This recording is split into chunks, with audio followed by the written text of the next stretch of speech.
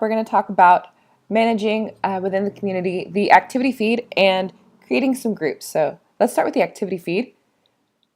If you come down to the community area, you'll click on activity. This is just a really great way to see if there's trends or see what's going on at a glance. So you can always manage the activity by marking at spam, doing bulk actions essentially, or deleting permanently. That would really only come up very infrequently, but it's nice to have. And then you can also view all actions. So say you had a lot of people registering, or you wanted to see if there were a lot of people registering after you did a certain campaign or you were releasing a certain set of emails. So this is a great way to just look at the activity if you're not actually sure about your conversions. So just really nice way to have some overview of what's going on. The next thing we're going to show you is the groups. So come back down to groups here. And you can see that there's already a sample group. Let's take a moment to look at this that's already made, and then I'll show you how to add a new one. So in here, this is how you're going to manage it. You can create a title and a permalink, which will change if you change the title. Create a description, manage the members.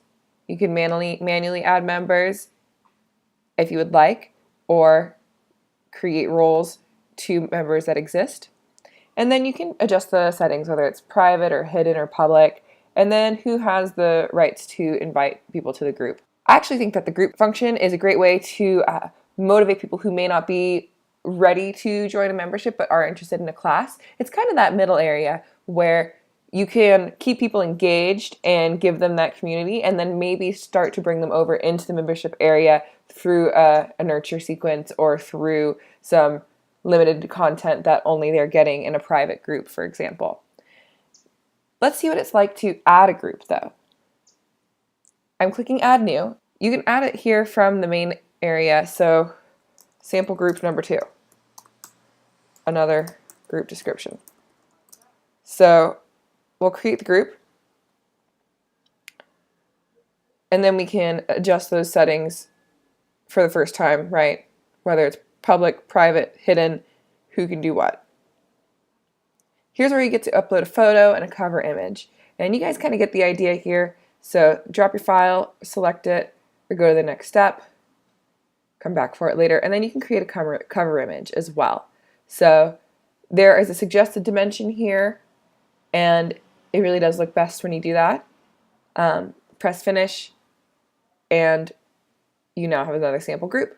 If we were to go back into the dashboard, we can access the groups like that, or you can also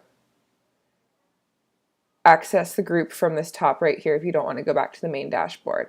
So several ways to go about it, really just optimized so that you can do it the way that you feel is most convenient or based on the task at hand. Just trying to show you some options so that you can do what you want when you want it.